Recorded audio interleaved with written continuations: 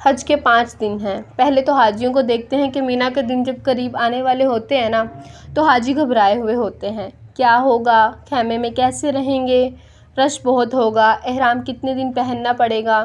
حج کے دن قریب آئے تو ٹینشن میں نہیں، خوشی میں اضافہ ہونا چاہیے۔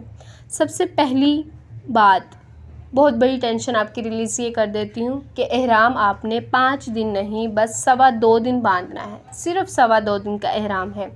1.5 دن تو پہلے عمرے میں باندھ لیا تھا تو کسی بات کی ٹینشن نہیں ہے۔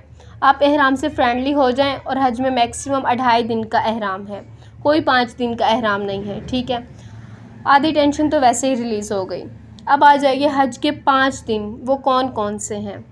8 ذو الحجہ، 9 ذی الحجہ، 10، 11، 12 ذی الحجہ، یہ 5 دن حج کے اہم مناسک کے ہیں۔ وہ اس کے اندر 8 کو ہم نے کہاں جانا ہے؟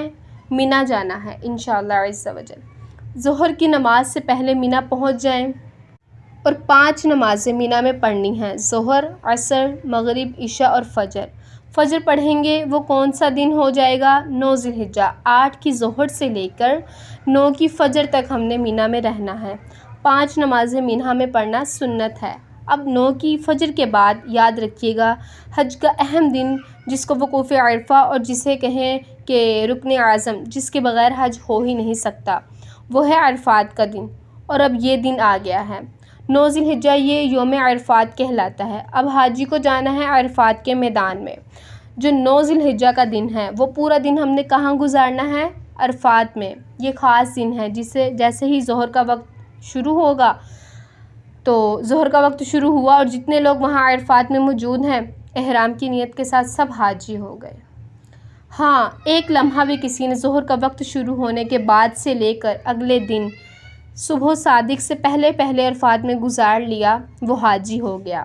لیکن جو صبح چلا گیا، ظہر کے وقت سے پہلے گیا یا ظہر کے بعد گیا، وہ غروب آفتاب سے پہلے باہر نہیں نکل سکتا۔ یہ بڑا مسئلہ ہے۔ بعض اوقات ہوتا یوں ہے کہ دوپہر کے 3 سے 4 بجے خیمے والے کہتے ہیں چلو بھائی مزدلفہ چلنا ہے، نہیں، مغرب کا وقت ہو گیا، اب آپ آ جائیے کہ مزدلفہ جو رات ہے، بعض علماء فرماتے ہیں یہ رات حاجیوں کے لیے شب قدر سے بڑھ کر ہے، یہ بڑی مبارک رات ہے، دعاؤں کی قبولیت کی رات ہے۔ پتھریلی زمین پر بھی وہ مزہ آتا ہے جو 5 اسٹار کے ہوٹل کے بیڈ پر بھی نہیں آتا۔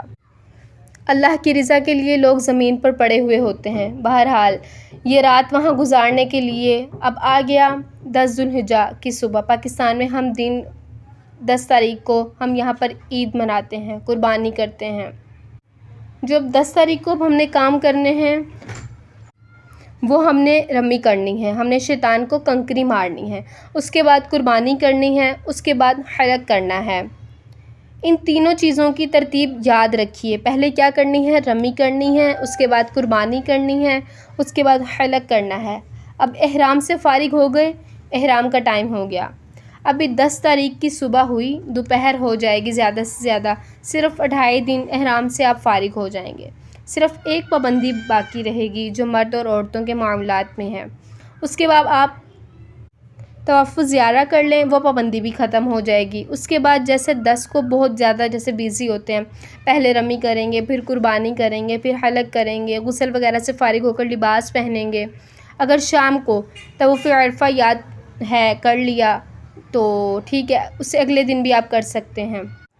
اب صرف آپ نے 11-12 کا دن آپ نے گزارنا ہے مینا میں، اور راتیں گزارنی ہے مینا میں، اور رمی کرنی ہے، اور واجب رہ جائے گا جس کو طواف رخصت کہتے ہیں، یہ ایک ہی واجب رہ جائے گا، اس کو ہم طواف رخصت بھی کہتے ہیں، وہ جب وطن واپس جانا ہوگا جب آپ کر لیں گے۔ یہ ہے حج 5 دن، پہلا دن مینا میں، اگلا دن عرفات میں، اور باقی دن مینا میں گزارنے ہیں۔ یہ ٹوٹل 5 دن بنتے ہیں، اور آخری دن کو عصر کے بعد مغرب سے پہلے آپ مکہ آ سکتے ہیں۔ تو یوں دیکھا جائے تو 4.5 دن بنتے ہیں اور 4 راتیں ہیں۔ کوئی ٹینشن نہ ڈالیں، اپنی ضروریات کا سامان ساتھ لے جائیں اور لوگوں میں بھی تقسیم کریں، تو انشاءاللہ عز و جل حج میں کوئی بھی ٹینشن نہیں ہوگی۔ اللہ نے چاہا تو آپ دوسروں کی ٹینشن ریلیز کرنے کا ذہن بنا لیں، آپ کی خود کی ٹینشن بھی ختم ہو جائے گی۔ ہم دوسروں کی مدد کر کے حج کریں گے انشاءاللہ عز و جل۔